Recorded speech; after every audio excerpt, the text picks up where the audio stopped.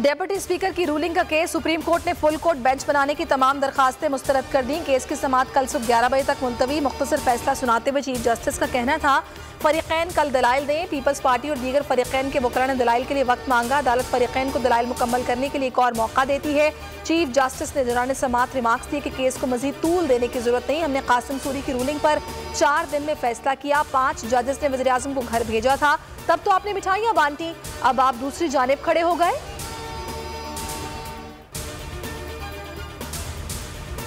Supreme court के फैसले में कहां लिखा है कि पार्टी हेड डायरेक्शन दे सकता है। सुप्रीम कोर्ट का आज के दिन में 23 मरतबा सवाल। हुकूमती लीगल टीम के चारों वकील जवाब देने में नाकाम रहे। सुप्रीम कोर्ट का पंजाब के आईनी बहरान को मुस्तकिल तौर पर खत्म करने के लिए बड़ा फैसला करने का इंदिया।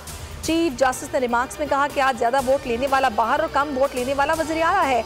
जस्टिस एजाजुल हसन ने रिमार्क्स दिए कि इस वक्त वज़ीर आला का ओहदा खतरे में है।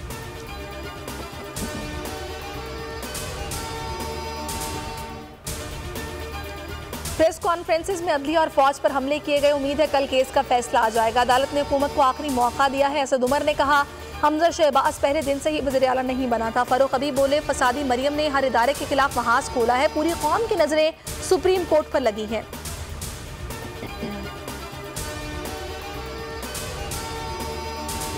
जितनी बदतमीजी की गई, आज जजेस ने सब्र का मुजाहरा किया। इन लोगों ने जो हरकतें की, खुशी है जजेस दबाव में नहीं आए। फवाद चौधरी ने कहा कि पार्लिमानी पार्टी को इख्तियार देने से जमहूरियत मजबूत होगी।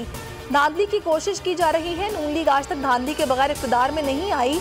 मलिका बुखारी बोनी पंजाब के अवाम ने अपना फैसला सुना दिया। आईनी तौर पर परवेज़ इलाही मुंतखब वज़ीर आला है। ये लोग आर्टिकल 69 के पीछे नहीं छुप सकते। मरियम नवाज के अदलिया और एस्टैब्लिशमेंट पर हमले। कहते हैं 1-2 जजेस एंटी नून लीग रहे। एस्टैब्लिशमेंट ने इन्हें बेंच में शामिल किया। छुट्टी के रोज अदालत खुली। रजिस्ट्रार घर से भागा आया। इदारों की तौहीन इदारों के अंदर से होती है। तराजू ठीक हो तो पाकिस्तान खुद ठीक हो जाएगा। अदलिया की तौहीन दरअसल मुतनाज़े फैसले करते हैं, अवाम नहीं।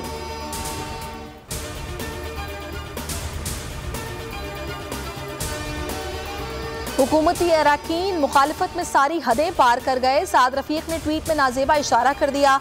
कहा कि इक़्तिदार में रहे न रहे, सियासत बचे या जाए, इंसाफ का दोहरा मयार कबूल न मंजूर न तस्लीम। कहा नाइंसाफी की भड़कती आग बुझा कर जियो।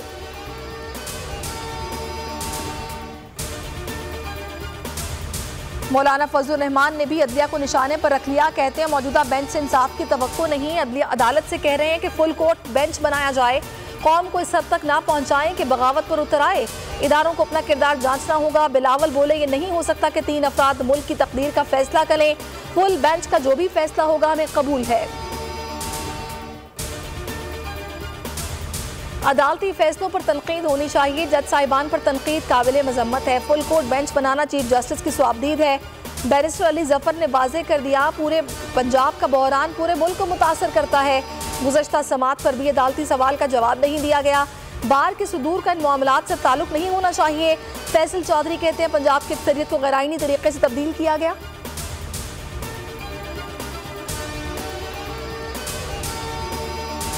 चौधरी शुजात से कोई तहरीरी या जुबानी हिदायत नहीं मिली। तमाम 9 मेंबरान गवाही देने आए हैं।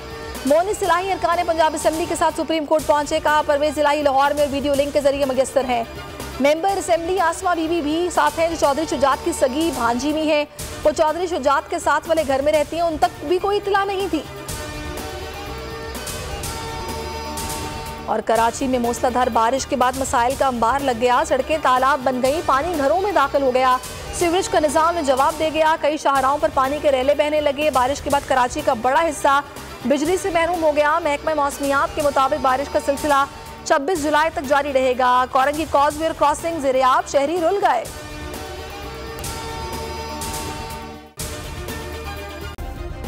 सब्सक्राइब करें और बेल दबाएं ताकि कोई खबर रह न जाए।